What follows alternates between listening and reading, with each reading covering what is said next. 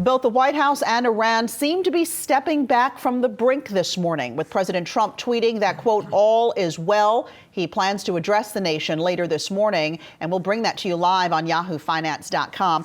Iran's foreign minister insists the country does not, quote, seek escalation or war, but will defend itself.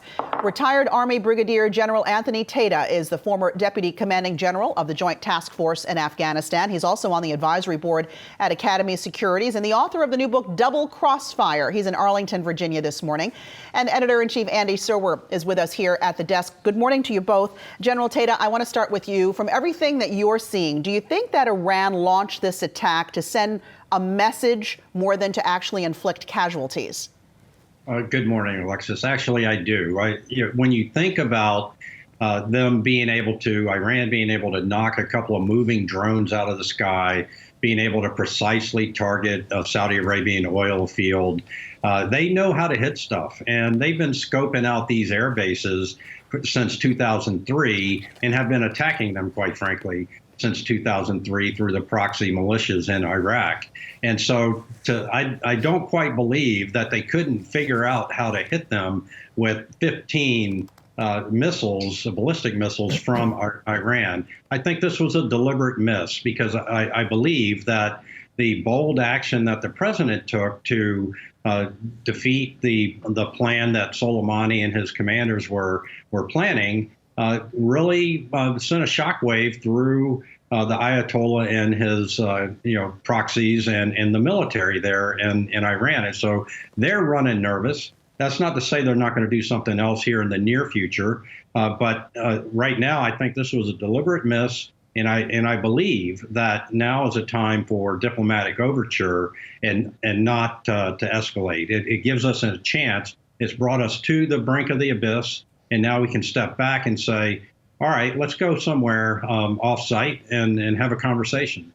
Andy, we've seen a pretty remarkable reversal in stock futures off this news. What do you make of it?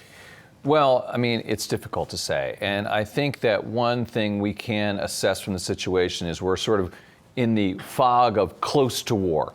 And in a situation like this, we don't know how things are going to unfold. We don't really know whether or not, as the general was saying, that whether this was an intentional miss or not. I think that he's probably right. He certainly knows a lot better than I do, though. And then, was this just sort of a preliminary move by the Iranians and they're going to do cyber 2 months from now? So the best thing for investors to do, and I know this sounds maybe pat and not that satisfying, but really it's the case, is to stand down and make sure that you're making moves just for the long term. So in other words, if you need money for your kids' college this month, you still need money for your kids' college this month. Otherwise, it's probably not a great idea to be buying or selling securities based on the news, given the situation with Iran. General, do you believe that you were saying earlier that you believe it was an intentional miss on the part of Iran when they hit the U.S. bases in Iraq? Can the same be true for the U.S. when we went after Soleimani? Did we purposely miss certain targets there to mitigate damage? Well, I think that's a really interesting question. The president has shown really tremendous restraint to the point he was being criticized in the spring and summer and fall of this past year for not responding to the drone shoot downs, to the seizure of ships in the Persian Gulf and to the Saudi attack on the Saudi oil field. And the death of an American citizen crossed a red line for him. And so he used a very limited strike, a military strike. And one thing I'd like to point out is this administration is the best that I've seen in a long time at the application of the elements of national power to achieve strategic foreign policy goals. And those are diplomatic, information, military, and economic.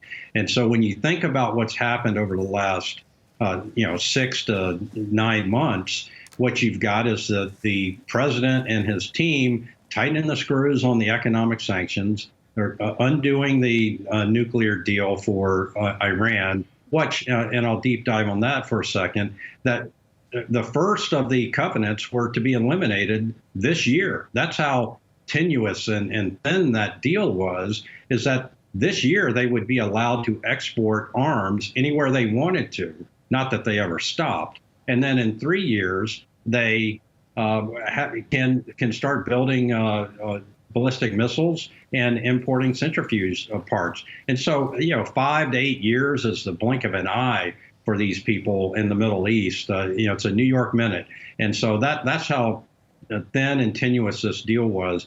And then when you think of information power, the president's really mastered that. A lot of people think his tweets are, off the reservation or whatever. He's very good, talking about 52 targets. And his comment about cultural sites, I know for a fact that Iran, and it's pretty well understood, that Iran has hidden some of their nuclear weapon capabilities and activities by calling them cultural sites. And so that was the president quite simply using information warfare to troll the Iranians, to let them know, hey, we know where your quote unquote cultural sites are that are actually nuclear sites. And so when you think about information, economic, and now a military strike, now is the time for diplomacy. And he even made diplomatic overtures about 9 months ago to Iran, said, I'm happy to talk.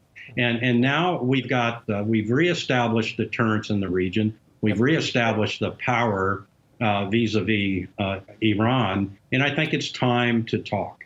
An unfolding situation, to be sure. General Tata, Andy Sower. Hey investors, Zach Guzman here. Are you interested in learning more about the markets and getting the latest financial news? Well, then click right here to subscribe to our Yahoo Finance YouTube channel. Get the latest up-to-the-minute market analysis, big interviews in the world of finance, and information on how to manage your money every day wherever you are.